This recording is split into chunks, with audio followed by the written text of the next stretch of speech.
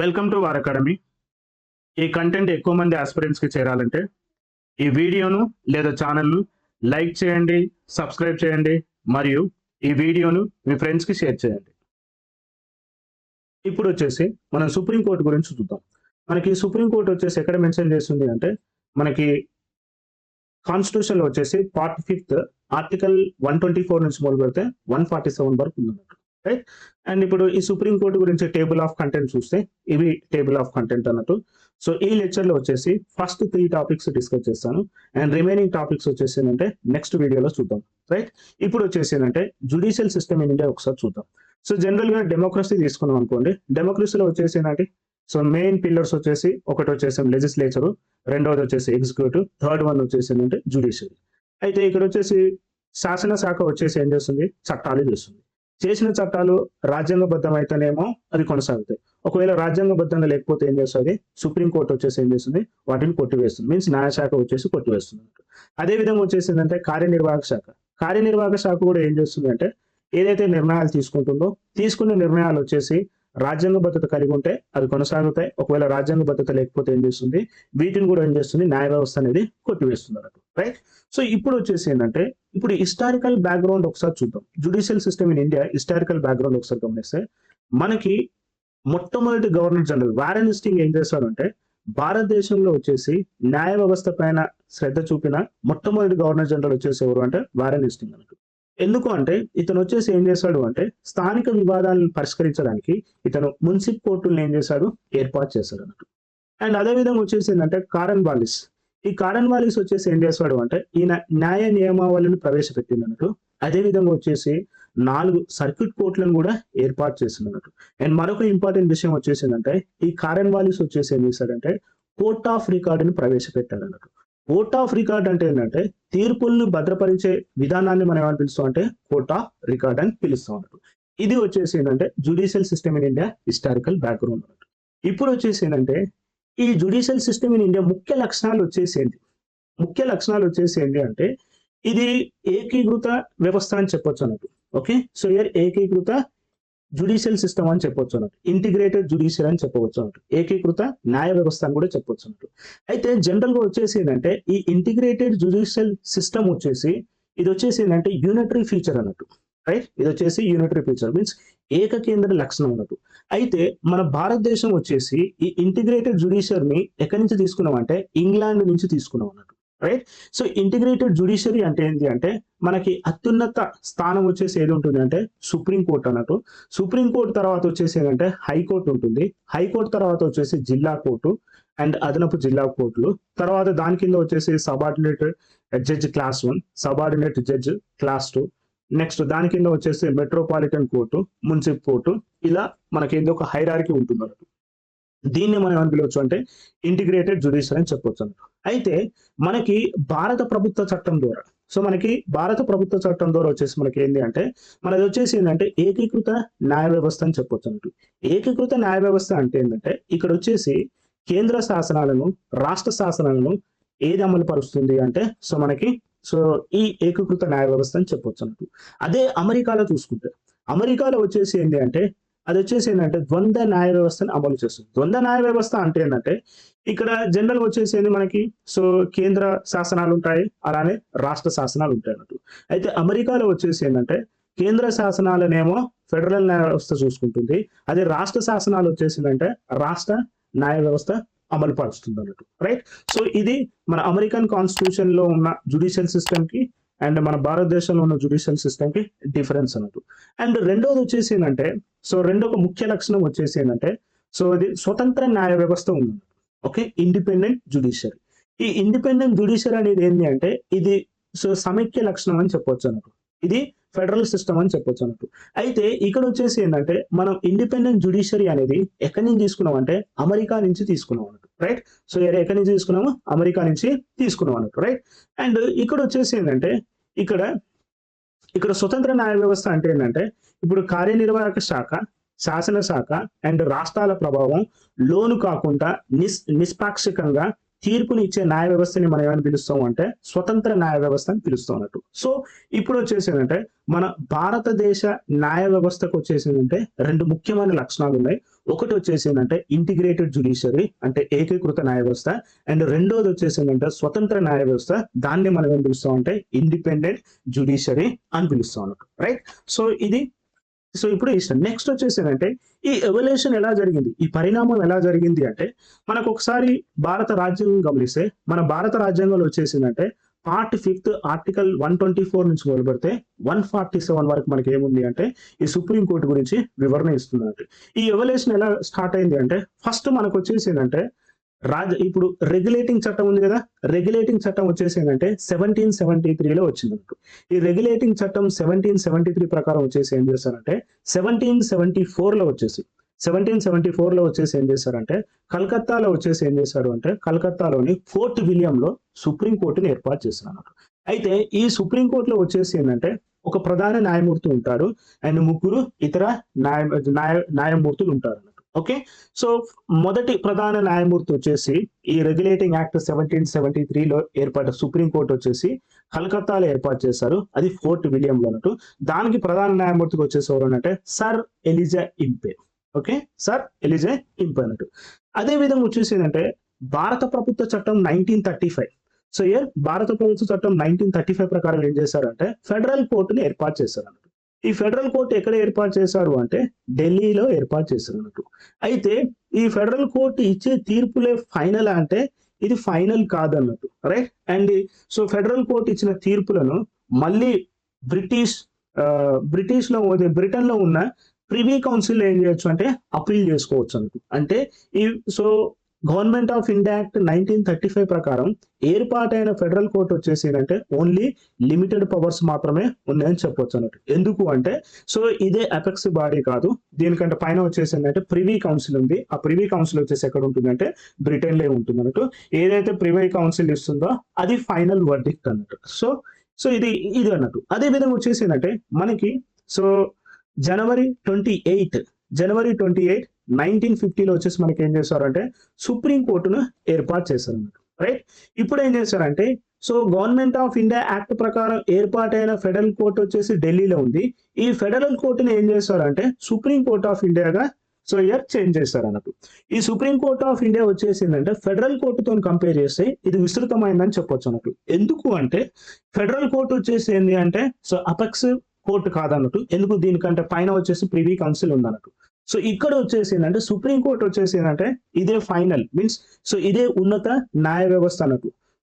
ఇది supreme court వచ్చే తీర్పులో వచ్చేసి ఫైనల్ అన్నట్టు. అందుకే మనం ఏమని చెప్పొచ్చు అంటే ఫెడరల్ కోర్ట్ ఆఫ్ ఇండియాతో కంపేర్ చేసి సుప్రీం కోర్ట్ ఆఫ్ ఇండియా వచ్చేసి ఏంటంటే విస్తృతమైన అధికారాలు ఉన్నట్టు మనకి ఇక్కడ చెప్పడం జరుగుతుంది అన్నట్టు, రైట్. అండ్ నెక్స్ట్ సిమిలర్లీ వచ్చేసి ఏంటంటే కంపోజిషన్ ఏందో ఒకసారి చూద్దాం, రైట్. కంపోజిషన్ వచ్చేసి మనకి ఆర్టికల్ 124 వచ్చేసి ఏంటంటే కంపోజిషన్ గురించి చెప్తుంది అన్నట్టు, రైట్. మనకి ఆర్టికల్ 124 వచ్చేసి కంపోజిషన్ చెప్తుంది. మనం ఇంతకుముందు మనం ఏమని చెప్పాము, సుప్రీం కోర్ట్ ఆఫ్ ఇండియా వచ్చేసి మనకి జనవరి 28, రైట్. జనవరి 28 1950లో ఏం చేశారు, సుప్రీం కోర్టును ఏర్పాటు చేశారు అన్నట్టు. అయితే ఏర్పాటు చేసినప్పుడు వచ్చేసి ఎంతమంది జడ్జిలు ఉన్నారు అంటే మనకి ఒకరు వచ్చేసి, రైట్. ఒకరు వచ్చేసాము chief justice of India and 7 members వచ్చేసి ఏంటంటే న్యాయమూర్తులు ఉన్నారు అన్నట్టు. ఓకే, 7 మెంబర్స్ వచ్చేసాం న్యాయమూర్తులు అండ్ ఒకరు వచ్చేసాం ప్రధాన న్యాయమూర్తి. టోటల్ వచ్చేసి ఎంత అంటే 8 మెంబర్స్ అన్నట్టు, రైట్. నెక్స్ట్ ఇప్పుడు వచ్చేసి ప్రజెంట్ వచ్చేసి 2019 ప్రకారం 2019లో వచ్చేసి మనకి ఏంటంటే ఒక చీఫ్ జస్టిస్ ఆఫ్ ఇండియా ఉన్నారు అండ్ 33 వచ్చేసి ఏంటంటే అదర్ జడ్జెస్ ఉన్నారు అన్నట్టు. అయితే ఇప్పుడు వచ్చేసి ఏంటంటే ఇక్కడ సుప్రీం కోర్టు జడ్జిల సంఖ్య పెరిగింది, రైట్. 1950 జనవరి 28 అప్పుడు వచ్చేసి ఏమో 1 chief justice of India 7 other judges. Present 2019 ప్రకారం వచ్చేసింది 1 chief justice of India 33 other judges. ఇక్కడ వచ్చేసిందంటే ఈ న్యాయమూర్తుల సంఖ్య అనేది పెరిగింది. మరి ఈ న్యాయమూర్తుల సంఖ్య పెరిగింది కదా, మరి పెరిగిన సంఖ్యను పెంచే అధికారం ఎవరికి ఉంది అంటే పార్లమెంట్ కు మాత్రమే ఉందన్నట్టు, రైట్. పార్లమెంట్ కు మాత్రమే ఉంది. ఈ పార్లమెంట్ ఏంటి అంటే ఒక సాధారణ చట్టం ద్వారా వచ్చేసి ఏం చేస్తుంది అంటే న్యాయమూర్తుల సంఖ్యని పెంచవచ్చు, రైట్. ఇది very very important.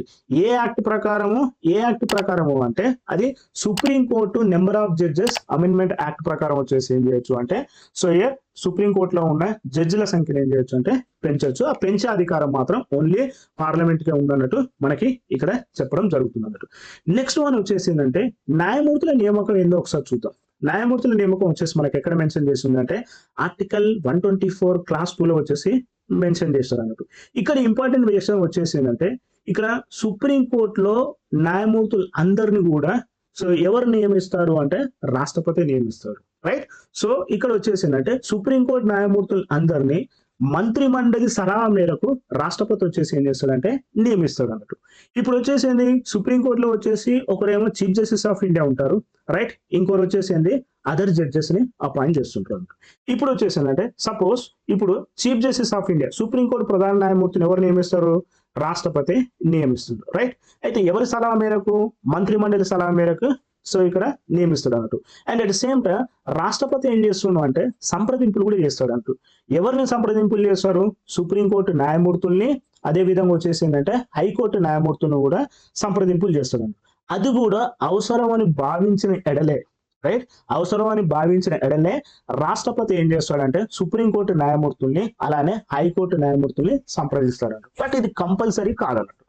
And second one వచ్చేసి ఏంటి అంటే మరి సుప్రీంకోర్టు యొక్క ఇతర న్యాయమూర్తులు ఎవరు నియమిస్తారు? సుప్రీంకోర్టు యొక్క ఇతర న్యాయమూర్తులు ఎవరు నియమిస్తారు అంటే ప్రెసిడెంటే నియమిస్తాడు. ఎవరి సలహా మేరకు నియమిస్తాడు అంటే మంత్రి మండలి సలహా మేరకు నియమిస్తాడు. అయితే మరి ఎవరిని సంప్రదిస్తాడు? ఇక్కడ ఎవరిని సంప్రదిస్తాడు అంటే సుప్రీంకోర్టు ప్రధాన న్యాయమూర్తిని సంప్రదింపు అనేది తప్పనిసరి. రైట్. సో ఇతర న్యాయమూర్తుల్ని నియమిస్తున్నప్పుడు సుప్రీంకోర్టు ప్రధాన న్యాయమూర్తిని సంప్రదింపు అనేది తప్పనిసరి. సుప్రీంకోర్టు న్యాయమూర్తుల్ని అండ్ హైకోర్టు న్యాయమూర్తులు అవసరం అని భావించినప్పుడు మాత్రమే చేయొచ్చు. ఈ point very very important. Once again I'm repeating. So ఇప్పుడు వచ్చేసి ఏంటంటే సుప్రీంకోర్టులో ఇతర న్యాయమూర్తులు ఎవరు నియమిస్తారు అంటే రాష్ట్రపతి నియమిస్తాడు. అండ్ ఎవరి సలహా మేరకు అంటే మంత్రి మండలి సలహా మేరకు అన్నట్టు. మరి ఎవరిని కన్సల్ట్ కావాలి అంటే సో కంపల్సరీగా వచ్చేసి ఏంటంటే సుప్రీంకోర్టు ప్రధాన న్యాయమూర్తిని సంప్రదింపు తప్పనిసరి. అండ్ సుప్రీంకోర్టు న్యాయమూర్తులు, హైకోర్టు న్యాయమూర్తులు అవసరం అని భావించిన ఎడలు మాత్రమే సంప్రదింపులు చేస్తాడు అన్నట్టు. రైట్. సో ఇది మనకి వచ్చేసి ఏంటంటే అపాయింట్మెంట్ ఆఫ్ జడ్జెస్ గురించి మాట్లాడుతున్నట్టు. రైట్. అండ్ అదే విధంగా వచ్చేసి ఏంటంటే కాంట్రవర్సీ ఓవర్ కన్సల్టేషన్. ఇక్కడ వచ్చేసి ఏమని మాట్లాడుతున్నాం? సంప్రదింపుల గురించి మాట్లాడుతున్నాం. రైట్. ఈ సంప్రదింపులకు సంబంధించింది ఒక వివాదం ఉందన్నట్టు. ఏంది ఆ వివాదం అంటే ఇప్పుడు ప్రధాన న్యాయమూర్తిని రాష్ట్రపతి సంప్రదించుడు అంటే మీనింగ్ వచ్చేసి ఏంటంటే ప్రధాన న్యాయమూర్తి అభిప్రాయానికి ప్రాధాన్యత ఇవ్వాలా వద్దా అనేదే ఇండికేషన్ చేస్తున్నట్టు. రైట్. సో ఇప్పుడు వచ్చేసి ఏంటంటే ఈ సుప్రీంకోర్టు ఏం చేసింది అంటే ఈ సంప్రదింపులకు సంబంధించిన వివాదాల పైన సుప్రీంకోర్టు విభిన్న తీర్పులు ఇచ్చింది అన్నట్టు. ఆ విభిన్న తీర్పులను ఏమని పిలుస్తారు అంటే సో జడ్జెస్ కేసెస్ అని పిలుస్తాం అన్నట్టు. ఓకే. జడ్జెస్ కేసులు అని పిలుస్తాం అన్నట్టు. ఆ జడ్జెస్ కేసెస్లు ఎన్ని ఉన్నాయంటే ఒకటి ఫస్ట్ జడ్జి కేసు ఒకటి. రైట్. సో ఒకటి వచ్చేసి ఏంటంటే ఫస్ట్ జడ్జి కేసెస్ వచ్చేసి 1982. సెకండ్ వన్ వచ్చేసి ఏంటంటే second judge case 1993. And similarly వచ్చేసి so third judge case. So third judge case వచ్చేసి ఏంటంటే 1998 అన్నట్టు. ఇప్పుడు వచ్చేసి ఏంటంటే ఫస్ట్ జడ్జి కేసు వచ్చేసి ఏంటంటే 1982లో వచ్చింది. దీన్ని మనం ఏం పిలవచ్చు అంటే SP Gupta versus union of India అన్నట్టు. సో ఈ కేసులో వచ్చేసి ఏంటంటే ఏమని చెప్పిందంటే సుప్రీంకోర్టు రాష్ట్రపతి ప్రధాన న్యాయమూర్తిని సంప్రదించడం అంటే అతని అభిప్రాయాన్ని మాత్రం తెలుసుకోవడమే. ఓకే. అతని అభిప్రాయం మాత్రం తెలుసుకోవడమే. ప్రధాన న్యాయమూర్తి అభిప్రాయాన్ని పాటించడము రాష్ట్రపతికి తప్పనిసరి కాదు అంటే నాట్ బైండింగ్ అని ఈ ఫస్ట్ జడ్జి కేసులో చెప్పింది అన్నట్టు. ఓకే. సో ఇక్కడ ఏమని చెప్తుంది? ఫస్ట్ జడ్జి కేసులో వచ్చేసి రాష్ట్రపతి ప్రధాన న్యాయమూర్తులను సంప్రదించడం అంటే అతని అభిప్రాయం తెలుసుకోవడమే తప్ప ఆ అభిప్రాయాన్ని కంపల్సరీ పాటించాలనేది మాత్రం కాదు అన్నట్టు ఫస్ట్ జడ్జిమెంట్ కేసు సో 1982లో చెప్పింది అన్నట్టు. అదే విధంగా వచ్చేసిందంటే సెకండ్ జడ్జి కేసు 1993లో ఇక్కడ వచ్చేసిందంటే మొత్తం రివర్సల్ ఇచ్చేసింది. ఏంది అంటే ఇక్కడ ప్రధాన న్యాయమూర్తి అభిప్రాయాన్ని రాష్ట్రపతి తప్పనిసరిగా పాటించాలి అని చెప్పింది అన్నట్టు. అంటే ఇది బైండింగ్ అని చెప్పింది అన్నట్టు. అంటే ప్రధాన న్యాయమూర్తి తన అభిప్రాయాన్ని సో కంపల్సరీ సో రాష్ట్రపతి సో కౌంట్ లో బైండింగ్ సో కౌంట్ లోకి తీసుకోవాలన్నట్టు కూడా చెప్పింది అన్నట్టు. అయితే ఇక్కడ వచ్చేసి ఏంటంటే ప్రధాన న్యాయమూర్తి ఏదైతే అభిప్రాయం చెప్తుందో ఆ అభిప్రాయాన్ని మరో ఇద్దరు సీనియర్ న్యాయమూర్తులు ఏం చేయాలంటే సంప్రదించి తెలియజేయాలన్నట్టు. Okay. So chief justice of India వచ్చేసి సీనియర్ మోస్ట్ జడ్జెస్ ని సంప్రదించి వాళ్ళ అభిప్రాయాన్ని సో ఇప్పుడు వచ్చేసి ఏంటంటే రాష్ట్రపతికి చెప్పాలి. రాష్ట్రపతి కంపల్సరీ అభిప్రాయాన్ని బైండింగ్ అయి ఉండాలన్నట్టు. ఇది సెకండ్ జడ్జ్ కేసెస్ లో చెప్పింది అన్నట్టు. నెక్స్ట్ వచ్చేసి ఏంటంటే థర్డ్ జడ్జ్ కేసులో ఏం చెప్పింది ఒకసారి చూద్దాం. థర్డ్ జడ్జ్ కేసులో ఏమని చెప్పింది అంటే రాష్ట్రపతి సలహా కోరినప్పుడు ప్రధాన న్యాయమూర్తి ఏం చేయాలి అంటే నలుగురు సీనియర్ జడ్జిస్ తో కూడిన ఒక కొలీజియం వ్యవస్థని ఏర్పాటు చేయాలి. ఆ కొలీజియం వ్యవస్థని ఏం చేయాలంటే సంప్రదించాలి అని చెప్పింది అన్నట్టు. అండ్ కొలీజియం వ్యవస్థ వచ్చేసి ఏంటంటే ఎంతమంది మెంబర్స్ ఉంటారు అంటే ఒకరు వచ్చేసి chief justice of India and నలుగురు వచ్చేసి ఏంటంటే సీనియర్ మోస్ట్ జడ్జెస్ ఉంటున్నారు. దీన్నే మనం ఏమని పిలుస్తాం అంటే కొలీజియం వ్యవస్థ అని పిలుస్తున్నట్టు. అయితే రాష్ట్రపతి ప్రధాన న్యాయమూర్తిని సలహా అడిగినప్పుడు ప్రధాన న్యాయమూర్తి ఏం చేయాలంటే కొలీజియంను సంప్రదించి ఏకాభిప్రాయం ఆధారంగా తన నిర్ణయాన్ని ఏం చేయాలంటే తెలియజేయాలంటూ. మరి ఒకవేళ ఏకాభిప్రాయం రాలేదనుకుందాం. సో నలుగురు జడ్జిలు ఉన్నారు కదా సీనియర్ మోస్ట్ జడ్జిలు. నలుగురు సీనియర్ మోస్ట్ జడ్జిలో ఇద్దరు అభిప్రాయాన్ని వ్యతిరేకించారు అనుకుందాం. సో ఎప్పుడైతే వాళ్ళు వ్యతిరేకిస్తారో ఆ వ్యతిరేకించిన అభిప్రాయాన్ని సలహాని రాష్ట్రపతికి మాత్రం సో ఇవ్వకూడదు అన్నట్టు ఇక్కడ చెప్పడం జరిగింది అన్నట్టు. రైట్. సో మనకి కొలీజియంలో వచ్చేసి ఒకరు చీఫ్ జస్టిస్ ఆఫ్ ఇండియా నలుగురు సీనియర్ జడ్జెస్ ఉంటున్నారు. వీళ్ళ యొక్క విధులు వచ్చేసింది అంటే కొలీజియం యొక్క విధులు వచ్చేసిందంటే ఒకటి వచ్చేసిందంటే న్యాయమూర్తుల్ని నియామకం చేస్తుంది, న్యాయమూర్తుల్ని బదిలీ చేస్తుంది, అలానే పదోన్నతులు కూడా కల్పిస్తుంది అన్నట్టు. ఇవి సో ఇయర్ కొలీజియం యొక్క సో విధులు అన్నట్టు. రైట్. అండ్ సో ఇప్పుడు వచ్చేసిందంటే థర్డ్ జడ్జ్ కేసులో ఏమని చెప్పింది అంటే సో ఓవరాల్ వచ్చేసిందంటే రాష్ట్రపతి సో ప్రధాన న్యాయమూర్తి యొక్క సలహాని అడిగితే ఆ సలహాని రాష్ట్రపతి పాటించాలి.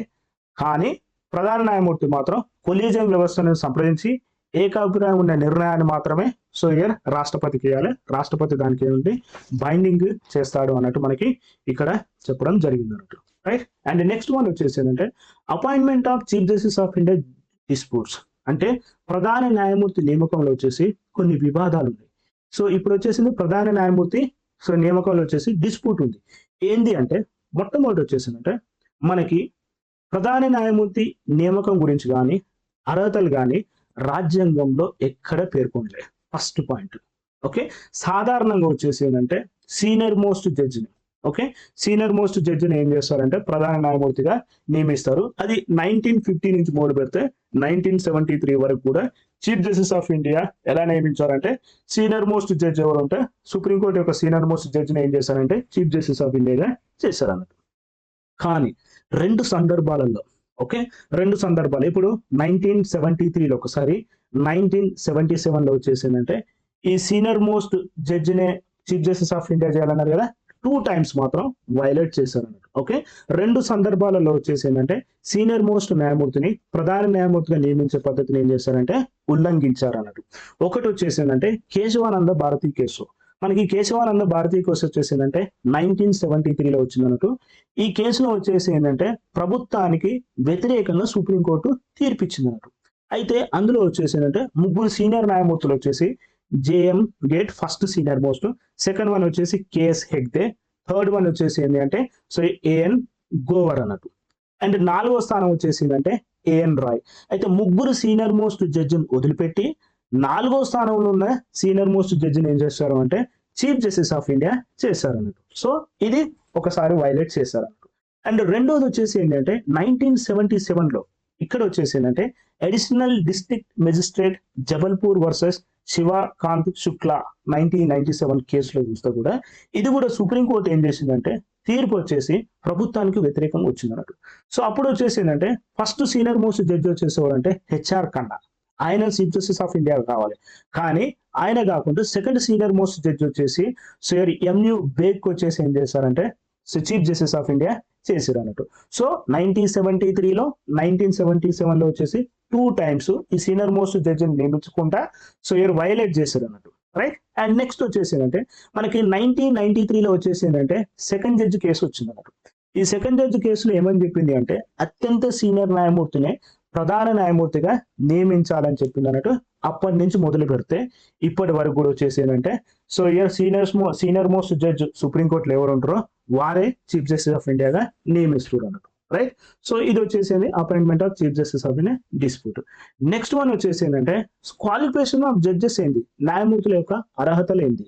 న్యాయమూర్తుల యొక్క అర్హతలు వచ్చేసి ఏంటంటే మనకి ఆర్టికల్ 124 క్లాస్ 3లో మెన్షన్ చేశారు అన్నట్టు. ఏమని మెన్షన్ చేశారంటే ఫస్ట్ వన్ వచ్చేసి ఏంటంటే భారతీయ పౌరుడే ఉండాలి, రైట్. లేదా లేదా ఏదైనా ఒక హైకోర్టులో లేదా వివిధ కోర్టులో వరుసగా కనీసం 5 సంవత్సరాలు న్యాయమూర్తిగా పనిచేసి ఉండాలన్నట్టు, రైట్. అండ్ నెక్స్ట్ సిమిలర్లీ లేదా 10 సంవత్సరాలు న్యాయవాదిగా, ఓకే. సో ఇట్ మీన్స్ ఏదైనా హైకోర్టులో లేదా వివిధ హైకోర్టులో వరుసగా 10 సంవత్సరాలు న్యాయవాదిగా పనిచేసి ఉండాలి, లేదా డిస్టింగ్విష్డ్ జ్యూరిస్ట్ అయ్యి ఉంటాయి, ఓకే. సో సుప్రసిద్ధ న్యాయకోవిదుడే ఉన్నాయి అని రాష్ట్రపతి భావించిన అనుకోండి, అప్పుడు వాళ్ళని ఏం చేయొచ్చు అంటే సో జడ్జిగా అపాయింట్మెంట్ చేయొచ్చు అన్నట్టు. అండ్ మరొక ఇంపార్టెంట్ విషయం వచ్చేసి ఏంటంటే మనకి రాజ్యాంగంలో వచ్చేసి కనీస వయసు ఎంత అనేది మనకి పేర్కొనలేదు, right. This is very very important. Only maximum age mention చేస్తారు కానీ సో మనకు వచ్చేసి ఏంటి అంటే మినిమం ఏజ్ ఎంత అనేది మాత్రం రాజ్యాంగంలో మెన్షన్ చేయలేదు, రైట్. ఈ పాయింట్ వచ్చేసి ఇంపార్టెంట్. అండ్ నెక్స్ట్ వచ్చేసి ఏంటంటే ఓత్ అండ్ అఫర్మేషన్స్. సో న్యాయమూర్తుల ప్రమాణ స్వీకారం ఎట్లుంటుందో ఒకసారి చూద్దాం. న్యాయమూర్తుల ప్రమాణ స్వీకారం ఎలా జరుగుతుందంటే మనకి ఆర్టికల్ 124 క్లాస్ 6లో ఏమని మెన్షన్ చేస్తుందంటే సుప్రీంకోర్టు ప్రధాన న్యాయమూర్తులు, అదే విధంగా వచ్చేసిందంటే ఇతర న్యాయమూర్తులు, రైట్. సో వీరిని ఏం చేస్తారు అంటే రాష్ట్రపతి కానీ లేదా రాష్ట్రపతి చేత నియమింపబడిన వ్యక్తి కానీ ప్రమాణ స్వీకారం అనేది చేయిస్తారు అన్నట్టు. అయితే ఈ ఓత్ అండ్ అఫర్మేషన్ వచ్చేసి మనకి షెడ్యూల్ 3లో ఈ ప్రమాణ స్వీకారం గురించి కూడా మెన్షన్ చేస్తుంది అన్నట్టు. అయితే సో ఇప్పుడు వచ్చేసి ఇతను ఏం ప్రమాణ స్వీకారం చేస్తారంటే ఒకటి వచ్చేసి ఏంటంటే ఫస్ట్ వన్ రాజ్యాంగం పట్ల నిజమైన విశ్వాసాన్ని విధేయతను కలిగి ఉంటానని, రైట్. అండ్ అదే విధంగా వచ్చేసి ఏంటంటే దేశ సార్వభౌమత్వాన్ని సమగ్రతను కాపాడుతానని, సంపూర్ణ విశ్వాసంతో మరియు ఉత్తమ సామర్థ్యము జ్ఞానంతో ఎలాంటి భయము పక్షపాతాలు తావు లేకుండా విధులు నిర్వహిస్తానని, సో రాజ్యాంగాన్ని చట్టాలను పరిరక్షిస్తానన్నట్టు మనకి ఇక్కడ వచ్చేసి ఏం చేస్తారు అంటే సో అతను ఓత్ అండ్ అఫర్మేషన్ చేస్తారు అన్నట్టు మనకి ఇక్కడ మెన్షన్ చేస్తుంది అన్నట్టు. అండ్ నెక్స్ట్ వచ్చేసి ఏంటంటే సాలరీస్ చూద్దాం, ఓకే. ఇతని సాలరీస్ వచ్చేసి ఏంటంటే మనకి ఎక్కడ మెన్షన్ చేస్తుందంటే సాలరీస్ వచ్చేసి ఆర్టికల్ 125లో మనకి మెన్షన్ చేస్తున్నట్టు. ఇక్కడ వచ్చేసి ఏంటంటే ఇతని జీతభత్యాలు, అదే విధంగా అలవెన్సెస్, ప్రత్యేక సౌకర్యాలు, సెలవులు, పెన్షన్లు ఇవన్నీ కూడా ఎవరు నిర్ణయిస్తారు అంటే పార్లమెంటే నిర్ణయిస్తుంది. మరి వీళ్ళకి సాలరీస్ ఎక్కడి నుంచి చెల్లిస్తారు అంటే మనకి కన్సాలిడేటెడ్ ఫండ్ ఆఫ్ స్టేట్ నుంచి మనకి ఇక్కడ ఏం చేస్తారు సో వీళ్ళకి సాలరీస్ పే చేస్తారు. Very very important point, right. So వీళ్ళకి సాలరీస్ ఎక్కడి నుంచి వస్తున్నాయి, కన్సాలిడేటెడ్ ఫండ్ ఆఫ్ స్టేట్ నుంచి చెల్లిస్తారు అన్నట్టు.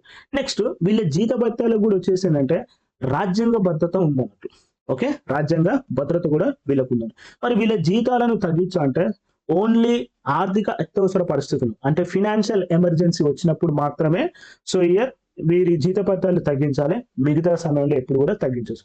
మనకి జీతభత్యాల గురించి ఎక్కడ మెన్షన్ చేస్తుందంటే షెడ్యూల్ 2లో మెన్షన్ చేస్తున్నారు. అయితే ప్రస్తుతం వచ్చేసి chief justice of India salary వచ్చేసి ఎంత అంటే 2,80,000 అండ్ జడ్జి శాలరీ వచ్చేసిందంటే 2,50,000 అన్నట్టు, రైట్. సో ఇయర్ ఇది సాలరీస్ అంటే అలవెన్సెస్ గురించి అన్నట్టు, రైట్. అండ్ నెక్స్ట్ అదే విధంగా అదర్ ఫెసిలిటీస్ కూడా ఉంటాయి అన్నట్టు. నెక్స్ట్ వచ్చేసి ఏంటంటే టెన్యూర్ ఏందో ఒకసారి చూద్దాం, న్యాయమూర్తుల పదవీ కాలం ఒకసారి చూద్దాం. సో ఇక్కడ ఇంపార్టెంట్ పాయింట్ వచ్చేసి ఏంటంటే మనకి రాజ్యాంగంలో వచ్చేసి ఏంటంటే టెన్యూర్ మెన్షన్ చేయలేదండి, వెరీ వెరీ ఇంపార్టెంట్. అంటే ఇంత డ్యూరేషన్ పనిచేయాలనేది మెన్షన్ చేయలేదు అన్నట్టు. అండ్ సెకండ్ వన్ వచ్చేసి ఏంటంటే కనీస వయసు కూడా మెన్షన్ చేయలేదు, ఓకే. కనీస వయసు కూడా మెన్షన్, ఒకటి నిర్ణీత పదవి కాలం మెన్షన్ చేయలే, కనీస వయసు కూడా మెన్షన్ చేయలేదు, కానీ ఏజ్ లిమిట్ మాత్రం మెన్షన్ చేశాడు. ఎంతవరకు 65 సంవత్సరాలు అన్నాడు, ఓకే. నియమించబడిన రోజు నుంచి మొదలు పెడితే అతనికి 65 సంవత్సరాల వయసు వచ్చేంత వరకు సో ఇతను కొనసాగించవచ్చు అన్నట్టు. ఒకవేళ వీరి వయసుకు సంబంధించిన వివాదాలు వచ్చినాయి అనుకున్నాం, అది ఎవరు సాల్వ్ చేస్తారు అంటే పార్లమెంట్. సో పార్లమెంట్ ఏం చేస్తుందంటే పేర్కొన్న అధికారి చేత పార్లమెంట్ పేర్కొన్న విధంగా ఆ సమస్యను ఏం చేస్తారు అంటే పరిష్కరిస్తారు అన్నట్టు. మరి రాజీనామాని ఎవరికి ఇస్తారు అంటే జనరల్ వచ్చేసి ఏంటంటే ప్రెసిడెంట్ కి ఇస్తారు అన్నట్టు. అంటే సుప్రీంకోర్టు యొక్క ప్రధాన న్యాయమూర్తి అలానే ఇతర న్యాయమూర్తులు రాజీనామా చేస్తే ఆ రాజీనామాను ఎవరికి పంపాలి అంటే రాష్ట్రపతికి పంపాలి అన్నట్టు మనకి ఇక్కడ చెప్పడం జరుగుతుంది అన్నట్టు, రైట్. అండ్ నెక్స్ట్ వచ్చేసి ఏంటంటే నెక్స్ట్ వచ్చేసి రిమూవల్ ఆఫ్ జడ్జెస్, న్యాయమూర్తుల తొలగింపు ఎలా జరుగుతుంది అంటే జనరల్ గా వచ్చేసి ఏంటంటే అసమర్థత అండ్ అనుచిత ప్రవర్తన ఉంది అనుకుందాం. Okay, means incapacity and misbehaviour చేశాడు అనుకోండి. వీటి ఆధారంగా వచ్చేసి ఏంటంటే పదవి నుంచి తొలగించే అధికారం ఎవరికి ఉంటుందంటే పార్లమెంట్కు ఉంటుంది అన్నట్టు. రైట్, అయితే ఈ తొలగింపు తీర్మానం ఉంటుంది కదా, ఈ తొలగింపు తీర్మానం వచ్చేసిందంటే పార్లమెంట్ లో వచ్చేసిందంటే సో ఉభయ సభలో, సో ఏ సభలైనా కూడా ప్రవేశపెట్టవచ్చు. ప్రవేశపెట్టిన తర్వాత కూడా అతను తొలగించాలంటే కూడా ప్రత్యేక మెజారిటీ రావాలి. ఓకే, స్పెషల్ మెజారిటీ ప్రతి సభ నుంచి రావాలన్నట్టు. ఓకే, అండ్ ప్రత్యేక మెజారిటీ అంటే ఏంటంటే హాజరై ఓటేసిన సభ్యుల్లో 2/3 మెంబర్స్ ఉండాలి. Okay, so year 2/3, so year హాజరై ఓటేసిన సభ్యుల 2/3 వంతు. అదే విధంగా మొత్తం సభ్యులు వచ్చేసిందంటే 50% తగ్గకుండా ఆమోదించాలన్నట్టు. ఎప్పుడైతే ఉభయ సభలో వచ్చేసి తీర్మానం ఆమోదిస్తారో దాన్ని ఏం చేస్తారంటే ఆమోదించిన తీర్మానాన్ని ఏం చేస్తారంటే రాష్ట్రపతికి పంపిస్తారు అన్నట్టు. సో అప్పుడు రాష్ట్రపతి ఏం చేస్తాడంటే న్యాయమూర్తుల్ని తొలగింపే ఆదేశాలు ఇస్తాడన్నట్టు. రైట్, సో ఇది ఎలా జరుగుతుంది అంటే ఈ ప్రాసెస్ అంతా కూడా ఎలా జరుగుతుంది అంటే మనకు వచ్చేసి ఏంటంటే judges enquiry act. Okay, the judges enquiry act 1968 ఉన్నట్టు. దీని ప్రకారం వచ్చేసి ఏంటంటే న్యాయమూర్తులను తొలగిస్తారు అన్నట్టు. ఈ న్యాయమూర్తులను తొలగించే విధానాన్ని ఏమని పిలుస్తారు అంటే సో ఇయర్ ఇంపీచ్మెంట్ ప్రొసీజర్ అని పిలుస్తారు అన్నట్టు. ఓకే, ప్రాసెస్ ఆఫ్ ఇంపీచ్మెంట్ అని పిలుస్తారు అన్నట్టు. ఇంపీచ్మెంట్ అంటే ఏంటి అంటే ఇక్కడ వచ్చేసి ఏంటంటే ఫస్ట్ తొలగించాలని తీర్మానం ఎక్కడ చేస్తారో పార్లమెంట్ లో. అయితే పార్లమెంట్ అంటే మనకి లోక్సభ ఉంటుంది, రాజ్యసభ ఉంటుంది. ఏ సభలో అయినా కూడా వచ్చేసి ఏం చేయొచ్చు అంటే ఈ తీర్మానాన్ని ప్రవేశపెట్టవచ్చు. కానీ ప్రవేశపెట్టేటప్పుడు వచ్చేసి ఏంటంటే లోక్సభలో వచ్చేసి ఓకే, లోక్సభలో వచ్చేసిందంటే 100 మెంబర్స్ మద్దతు ఇవ్వాలి. అదేవిధంగా రాజ్యసభలో వచ్చేసి ఎంతమంది అంటే 50 మంది సపోర్ట్ చేయాలన్నట్టు. ఓకే, సపోర్ట్ చేసిన తర్వాత ఈ తీర్మానాన్ని ఏం చేస్తారంటే సభాపతికి ఇస్తారన్నట్టు. సభాపతి అంటే లోక్సభలో వచ్చేసేమో స్పీకరు, రాజ్యసభలో వచ్చేసి చైర్మన్ అన్నట్టు. సభాపతి ఆ తీర్మానాన్ని ఏం చేయొచ్చు ప్రవేశపెట్టడాన్ని ఆమోదించవచ్చు లేదా తిరస్కరించవచ్చు. సో తిరస్కరించింది అనుకోండి అక్కడితో క్లోజ్. ఒకవేళ సో సభాపతి ఆ తీర్మానాన్ని ఆమోదించింది అనుకుందాం. ఎప్పుడైతే సభాపతి తీర్మానాన్ని ఆమోదిస్తుందో అప్పుడు వచ్చేసి ఏంటంటే త్రిసభ్య కమిటీని ఏర్పాటు చేస్తారు అన్నట్టు. ఓకే, ఈ త్రిసభ్య కమిటీలో ఎవరెవరు ఉంటారు అంటే ఒకరు వచ్చేసి ఏంటంటే సుప్రీంకోర్టు ప్రధాన న్యాయమూర్తి. ఓకే, సుప్రీంకోర్టు ప్రధాన న్యాయమూర్తి లేదా సుప్రీంకోర్టు న్యాయమూర్తి అని ఉంటాడు. ఓకే, ఒకరు. సెకండ్ వన్ వచ్చేసి ఏంటంటే ఏదైనా ఒక కోర్టు యొక్క ప్రధాన న్యాయమూర్తి ఉంటుందో. తర్వాత వచ్చేసి ఏంటంటే ప్రముఖ న్యాయవేత్త ఉంటాడు. ఈ ముగ్గురు కలిసి ఏంటంటే త్రిసభ్య కమిటీని వేస్తారన్నట్టు. ఈ కమిటీ విచారణ చేస్తుంది. విచారణ చేసి ఏం చేస్తుందంటే తొలగింపు అభియోగాలు వాస్తవమని తొలగింపు తీర్మానాన్ని ఇచ్చింది అనుకుందాం. అప్పుడు ఆ తీర్మానాన్ని ఏం చేస్తారు అంటే సో సభలో ప్రవేశపెడతారు. ప్రవేశపెట్టిన తర్వాత ఏం చేస్తారంటే సభలో దాని గురించి ఏం చేస్తారంటే చర్చిస్తారు అన్నట్టు. ఓకే, సో ఇక చర్చించి సో అప్పుడు ఏం చేస్తారు ప్రత్యేక మెజారిటీ అంటే 2/3 మెంబర్స్ వచ్చేసి హాజరై ఓటేసిన సభ్యులు 2/3 మెంబర్స్ అండ్ మొత్తం సభ్యులు వచ్చేసి 50% తగ్గుకుంటే ఏం చేయాలి ఆమోదించాలి. వన్స్ ఆమోదించిన తర్వాత సో దాన్ని ఏం చేస్తారంటే రాష్ట్రపతికి పంపిస్తారు అన్నట్టు. ఓకే, అప్పుడు రాష్ట్రపతి ఏం చేస్తాడంటే ఈ తీర్మానాన్ని ఆమోదించి ఆ న్యాయమూర్తిని తొలగిస్తున్నట్టు కూడా ఏం చేస్తారంటే ఆదేశాలు కూడా ఇస్తారు అన్నట్టు.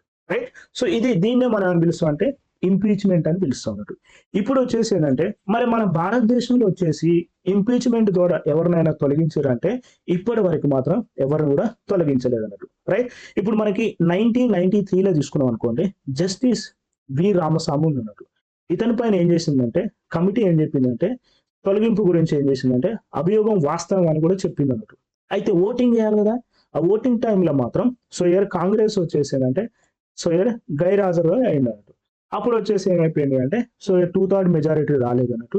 కానీ సో ఇతను వచ్చేసి ఏం చేసిందంటే నెక్స్ట్ డేనే వచ్చేసి సో అతను వచ్చేసి రిజిగ్నేషన్ ఇచ్చింది అన్నట్టు. అదే విధంగా 2009లో వచ్చేసిందంటే జస్టిస్ సౌమిత్ర సేన్. సో ఇక్కడ కూడా వచ్చేసి ఏంటంటే రాజ్యసభలో వచ్చేసి ఏంటంటే 2/3 మెంబర్స్ సో ఓకే చేశారు అన్నట్టు. దాన్ని లోక్సభలో పంపించాలి. ఈ లోక్సభలో ప్రవేశం ముందే ఏం చేసిందంటే అతను వచ్చేసి సౌమిత్ర సేన్ వచ్చేసి ఏంటంటే రిజిగ్నేషన్ చేసినాడు. ఓవరాల్ వచ్చేసి ఏంటంటే ఇంపీచ్మెంట్ ప్రాసెస్ ద్వారా మన ఇండియాలో వచ్చేసి ఏ జడ్జిని కూడా తొలగించలేదు అన్నట్టు. రైట్, సో ఇది ఈరోజు ఆర్టికల్ అన్నట్టు. అండ్ రిమైనింగ్ వచ్చేసి ఏంటంటే నెక్స్ట్ వీడియోలో చూద్దాం.